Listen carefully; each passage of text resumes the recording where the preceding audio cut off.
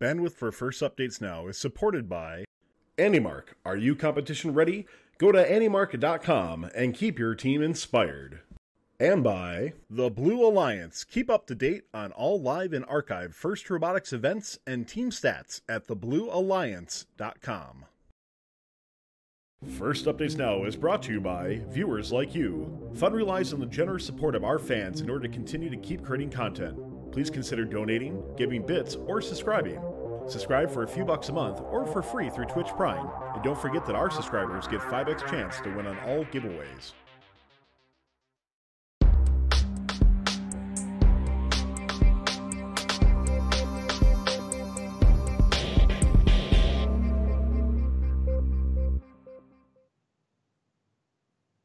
Welcome and thank you for tuning into InFiMidation. Tonight we'll be covering all the Week 4 action, looking at our Fim Top 10 as voted on by you, previewing Week 5 and talking about what's on everyone's minds right now. Will I make it to MSC? All coming up tonight on InFiMidation. Reporting for First Updates Now, I'm PJ. And I'm Nick. Allison is a slacker and she's on spring break for the week. So she has the night off. Spring break. All right. Just a quick little note we thought we'd start off the show with. It looks like due to World Championship being in Detroit in 2019, there will not be an NFL draft hosted in Detroit because of that. That was a fun little story that popped up today, PJ. I know you found a couple tweets about it, right? Yeah, all the Fim people are getting real fired up. There's been some arguments on Twitter back and forth between robot people and everybody who's like, yeah, football. But yeah, it's just been funny. Like I said, there's been some going back and forth, but I mean, I'd rather have the World Championship here than the NFL draft. So, or half of the World Championship. There is an outside chance that if Detroit bid for the NFL draft in 2020, they could actually kick first out if they give them 2 years ahead of time notice. It sounds like it's probably not happening because it's going to be the 20th anniversary and they're going to have some other venue for the NFL draft. But small chance that it won't be a Detroit Champs in 2020. Probably not, but fun to talk about. So anyway, But back to the things you all tuned in here for is our recaps. I'm going to start us off this week with the Lansing recap. This was a cool event. It saw a bit of an upset. The number 2 Alliance ended up winning the event this weekend, composed of 3357, the Comets from Grand Rapids, 302, the Dragons from Lake Orion, and 6085. They beat out the number 1 Alliance of 5674, 494, and 6078. This was the second event win for 302. They won Miami Valley earlier in the season. And we have a Kling Bling alert, Kling Bling double gold for 3357. Kling Bling alert. Throw those emojis up in the chat. They won not only the event, but they also won their Chairman's Award. So good for them. It's also their second event win of the year. They won earlier at Indiana's St. Joe event, of course, the lesser of the St. Joe first events. And then 3655 Tractor Technicians from Mason, they won Engineering Inspiration. And 7254, the Nomads from Potterville, wins Rookie All-Star. PJ, what went down in Belleville? All right. In Belleville, we started Elims off with the upset, 28-34, the Bionic Blackhawks, 21-37, Torque, and 56-19 were the number 1 Alliance, and they lost to the number 8 Alliance, consisting of 50-90 Torquenadoes, 247 Duh Bears, and 49-98.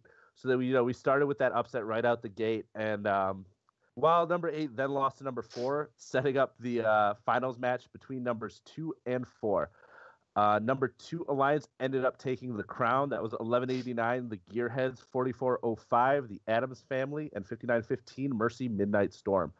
Both 1189 and 4405 were actually finalists at their first event, so they teamed up and were able to take home gold this event. This is the first event win ever for 1189. I know it's been a long time coming. They're a really great group of people, so I was really happy to see them finally cross that threshold and get that first event win. Chairman's, no surprise, it went to Team 66, Grizzly Robotics. They've been one of the stronger chairman's teams in the state over the last couple of years. EI went to 2137 Torque, which gives them both chairman's and EI this year, so they'll be competing for both of those at MSC. And no rookie all-star was given out, even though there was a couple. I know, shocking. Even though I think there was 2 or 3 rookies at the event, and Yeah. usually they give it out. But I mean, if you don't deserve it, you don't deserve it. So I mean, that's my thinking. Yeah, it's probably got to make teams not feel great, but I think I do like that they do that, because then it doesn't just give a team that really doesn't deserve it, right? So yeah, I'm never a fan of giving an award just to give an award. Like that's not what we should be doing. Yeah. So Nick, moving over to the west side of the state, what happened in West Michigan? Yeah, so West Michigan definitely didn't see an upset here. It was a pretty dominant win by the number 1 alliance. Took it all the way. That was composed of 85 BOB, or Built on Brains. For those of you who are not familiar, they're from Zealand. And then 4003, the Trisonics from Allendale, and 5927 Academy Globetrotters, also from Zealand. They faced the number 6 alliance in the finals. So number 6 alliance pulled some upsets along the way to get to the finals. That was 59-80, 74, and 65-48. They were, like I said, so good upsets for them to make it to the finals, but inevitably the number 1 alliance for the most part just kind of steamrolled their way through this event for the most part, and took the win. That does give 4003 their second event win of the year. They won Kettering 2 earlier in week 2, and they also get Cling bling alert. And Bling alert. Mike corrected me earlier. I said throw up those cling bling emojis. I'm sorry, they are emotes, because this is Twitch and not the rest of the world that calls it emojis. So, whatever. So throw up the double gold cling bling emotes for 4003. And then in addition to that, 4956, the Robo Sharks from Whitehall, they won EI, and 7054, the SC Sailors from Grand Rapids, wins the Rookie All-Star Award at the Western Michigan event. And PJ, our last event of the week was Midland. What do you got for Midland this week? All right. You spoke about, the number 1 alliance kind of being dominant at West Michigan. Well, if it was anything more dominant than that, I mean, the number 1 alliance at Midland, consisting of 5603, Rise of the Warrior Bots, 5509, Like a Boss, and 7213, the Gladwinites. Number 1 alliance ran the table in elims. They lost 0 matches. They were absolutely dominant. Their average margin of victory in eliminations was 185 points. Their closest win was a 55-point win in semifinal 2, but I mean, they won matches by 230 points, 324 points. And it really was helped by 7213, the little rookie. They built one of the 118 Everybots, and they played some phenomenal Everybots. Yeah, they played some phenomenal defense on the opponent's switch, and were just able to, they just poured cubes from the human player loading station. Yeah, that's what it's called. I can't keep up with You got to remember with all the fancy names that every game has ever nowadays. Yeah, what all the cool kids are saying these days. And then even without fouls, which seem to be a bit liberally given out in this ref's opinion, watching some of the Midland matches. But, whatever. I wasn't there. I don't get to have an opinion. So removing foul points, they still won every match, and their average was still 156 points in their wins, which is just redonkulous. They had nobody even slowed them down on their way to that win. So while we had no cling bling coming from the winning alliance, we did have some double cling bling coming from the finalist alliance. So we have a double cling bling alert. Chairman's went to 2619, the Charge, the host team. So they got that silver gold cling bling. And EI went to 5712, Hemlock's Gray Matter. And they got EI and finalists. So they got that double silver cling bling. So, throw up those, I was going to say emojis, but we don't say that here because that's bad. How dare you? You'll get stoned to death. I know, that's what so throw up those emotes. So great job to 2619 and 5712. I believe this is 5712's first culture award in team history. So congratulations, guys. So what do we got up next, Nick? All right, we are going to review our top 25, or I should say the top 10 teams in Michigan from the FRC Top 25 polls for Week 4. So this is, of course, the FRC Top 25 poll that you, the fun community, votes on every week. Obviously, we're not going to announce where they finished in the top 25 until tomorrow, but we're going to show you guys where the top 10 teams in Michigan were voted on relative to each other. So we have that to show you guys right now. And PJ, did you have any surprises, any thoughts you had on things you think were right or wrong about this week's poll? One thing I noticed was no teams from Midland made the list, which partly I think is because a lot of the teams that go to Midland are the local teams, and they're in the 5,000, 6,000s for a lot of their numbers. They're not really well known. I mean, like, I know who 55. I've gone to Midland a lot. I know who 5509 is. I know who 5603 is. I know who 5712 are. But to the common folk, they're not. Those aren't household names, even though they do build some quality robots. And they did really well. Like I said, 5603 and 5509 were dominant at their event, but they didn't make it, I think, just due to a lack of recognition. I also noticed, I think, 217, speaking of name recognition, I think a team that benefited from name recognition is 217. Right. Well, they did. They played out of district at Pittsburgh this weekend, and they ranked second, I believe, and they were part of the number 1 alliance, I think. But they got knocked out early, which happened a lot. There was a lot of events this week, actually, that saw a lot of big brand name teams fall early in the quarters or semis. But yeah, 217 is definitely probably benefiting a bit from name recognition. Probably should be a little bit lower in the poll. That being said, they have a good robot, and they have the potential to still be one of the best teams in Michigan. So they should be lower, but it still makes some sense that they're in the list. The other things I had, 4003, I think maybe should have been a little bit higher on this list, with 2 event wins and a chairman's win now. And they were really dominant this week in their eliminations run. So I thought maybe they should have been a little bit higher. But otherwise, 3357 is number 1 makes total sense out of this list. And 302 up there as well makes a lot of sense. Both of them having a lot of success this year. But overall, everybody don't forget, FRC Top 25 is on tomorrow. I believe we have Candidly Speaking at 8 o'clock Eastern, and then FRC Top 25 is on at 9. So if you want to see where all these great Michigan teams ended up in the top 25, be sure to tune into that tomorrow. And with that, PJ, what are we doing for previews? All right, so we're going to talk about, we have Mike saying in chat, we got Fun After Dark next week as well, which is always a great time. So next week, we got 4 events.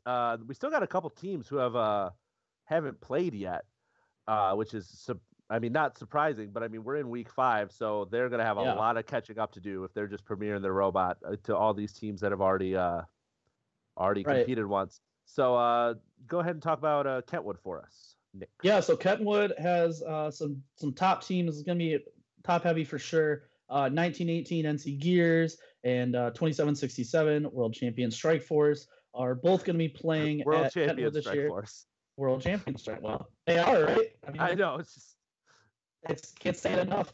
We have a World Championship here in Michigan. Actually, we have 2. So, FIM hype.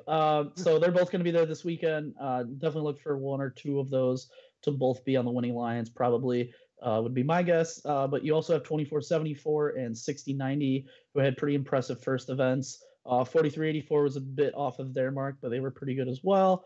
858 and 904 could also be in the mix. All of the RoboDog teams, all 3 of them, they went to Hawaii last week. So it'll be interesting to see if they gained any special knowledge from playing way, way far away, or see if they've got any jet lag or anything. And then 4967, they're a team that needs to kind of have a bounce back performance. After they had not great showing at Gull Lake, so to make sure they're ready for states or get into states, they kind of need to have a rebound there. Yeah, and that's what a lot of teams are going to be looking at. We're going to be talking about it in a minute or two, but a lot of teams are starting to look at that, like what they need to do to get into MSC. Right, and then Chairman's at Kentwood.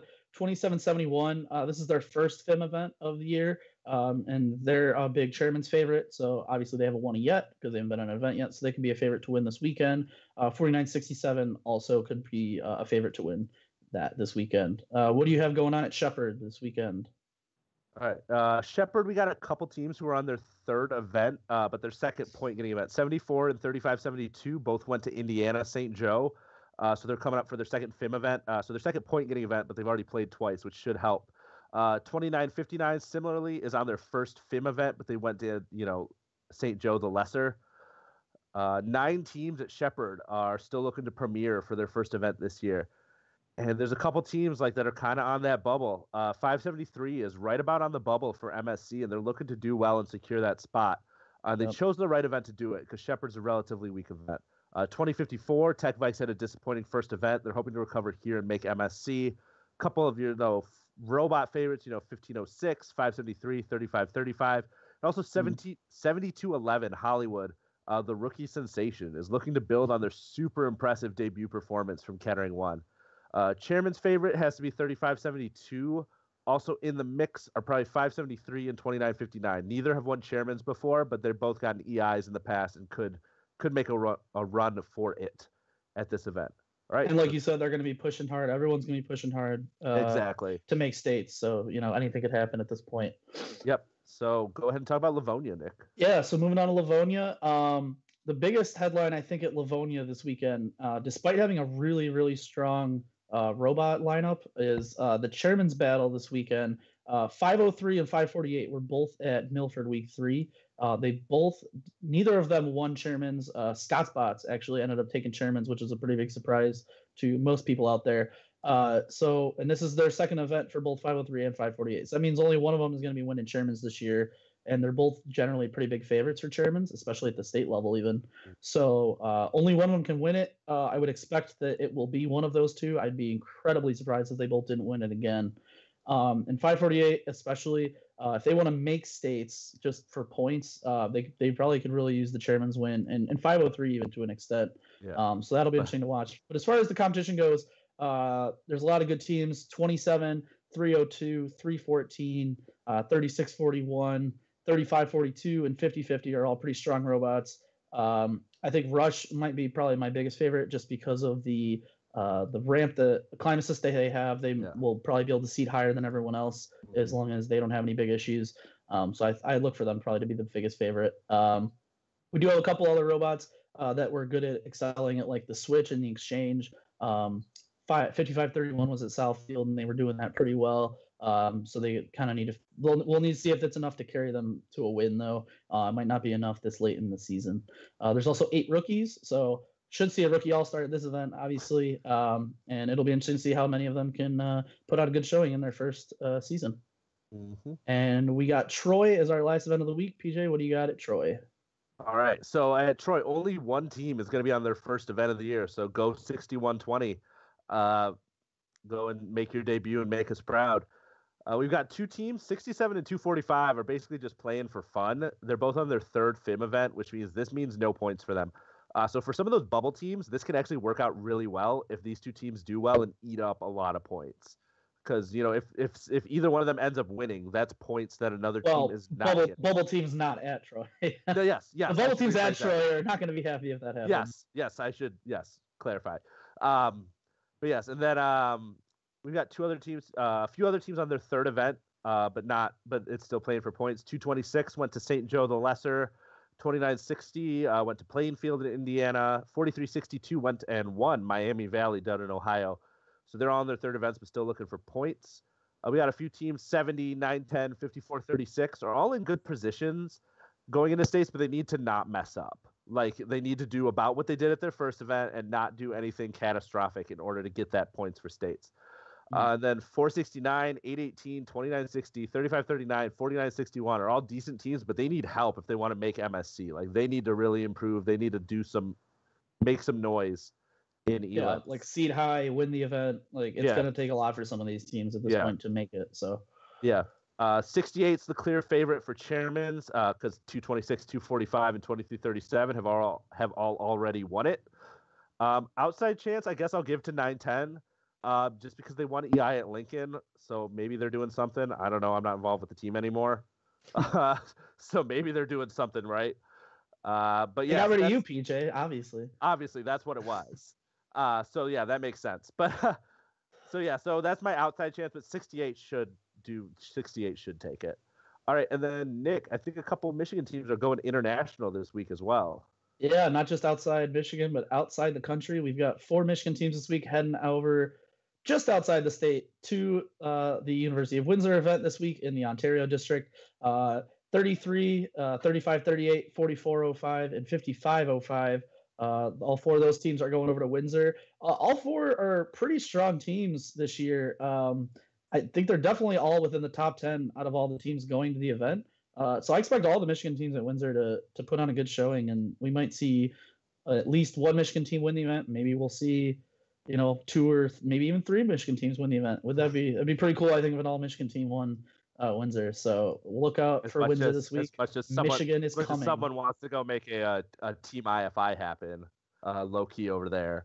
I'll just be happy for a win, man. I'll take a win however I can get it. Okay. So we're gonna move on to a quick discussion topic. We've kind of been talking about it kind of throughout some of these events and some of the teams we've been talking about. Is where teams stand as far as district standing, and what the cutoff is for qualifying for states. Last year, the cutoff was 60 district points to get into Michigan State champs. This year, looking at some projections that we've kind of looked into, it's probably going to be somewhere a little bit slightly higher, like 63, probably plus or minus 2 points in either direction there. So, to really be safe, you got to be getting probably over 65 right now. So there are quite a few, not quite a few. Considering how many teams are in Michigan, there's actually very few teams that have never missed Michigan State. 27, 33, 67, 70, 494, 503, 548, 573, 1718, 1918, 2337, and 2834. Those are all of your teams that have made it every year. To be fair, that's everyone that's made it from 2009. I don't know what the list is for teams like third or teams that started after 2009 who have made it every year. That's just too much data for me to see. Okay. So a bit misleading, but yes, exactly. That's everybody who's made it to every MSC ever, not everybody who's made it to every one they're eligible for, if that makes sense. But PJ, I think you were pointing out earlier when we were talking, it seems like there's some teams that out of that list that's been there since 2009 that might actually miss this year for the first time, right? Yes. I think a couple, let me put it this way. If 548 doesn't get chairmans, they're sitting at 10 district points after their first event. So if they don't get chairmans, they're going to have a rough go of it. They need to do extremely well at Livonia. They need to win the event as the captain if they don't win chairmans, if they want to get into MSC. 503s and 70 are both hanging right around the bubble. 573 is right on that bubble as well, but they're going to a weak event, which will help them at Shepherd. Yep. And one that's on the bubble that I think a lot of people aren't talking about, and maybe some people have said I'm crazy when I mention this, but 17-18, if they don't get chairmans at Marysville, I think there's a chance they don't earn enough points. They're on the high end of the bubble. I think they're sitting at 38, 30, 54. Okay, that's more points than I thought. But so they're sitting higher than I thought. But I mean, I think there's an outside chance. I'm a it would take a pretty poor showing for them to probably not make it. So I think they're definitely going to make it in. I think the bigger thing for them would be making sure that they're set up to have a good performance at states to qualify for Worlds. So there's already about 80 teams basically that are going to be locked to go to Michigan State.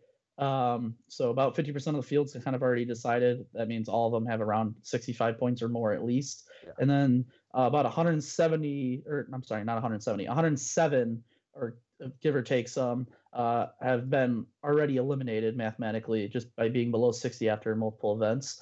So there's a lot of teams that are definitely still in play, but we're definitely starting to get to that point where, teams kind of know what they need to be able to do at their last event to either get in or ensure that they're locked in at this point. So it'll be interesting to see how that plays out, especially next week. We'll really start to have a clear path of where everything's going to land. Yeah. After the conclusion of this weekend's events, it'll be pretty set. I think there'll be a handful that we won't know, but we'll probably have at least 120 to 130 of MSC already, we'll already know by the end of this weekend. And then let's see what else did I want to, and there's a couple teams that are sitting right at that 59, 60 point border. That's they're kind of hoping that point ceiling is lower than we all think it's going to be. And that seems like 107 who they missed a couple MSCs in their time, but they're generally considered one of the powerhouses of the state. Yep.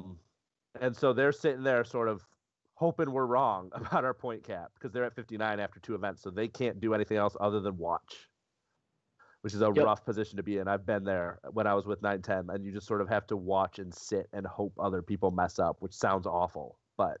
And just a quick point for those out in the audience that don't fully understand because you're not in a district. Only your first 2 district events count towards your standing. So Yep. teams that have already played 2 events, all they can do is if they're on the outside looking in right now, all they can do is hope that some of the teams in front of them fall. So and that's like I said, and that's when I mentioned earlier, like teams like 226 who went outside for their first event. So like going to St. Joe the Lesser in Indiana that doesn't count for anything. It's just practice. But our producer's given us the cue to wrap up. So we're going to say thank you to everyone who's watched. If you want more First Robotics in your life and like what we do, all that we ask is that you let others know about this show. And this is the place to go for more FRC in their lives. If you got a few bucks to share, we appreciate it with a sub. But if not, we totally understand and are delighted to have you on board. On behalf of myself, Nick, and our stand-in producer, the lesser Nick, filling in for Tyler, I would like to thank you for tuning in, and thank you to all of our moderators in chat. Our next show is We the North, coming up in about 5 minutes. Talk to you next week on InFiMidation.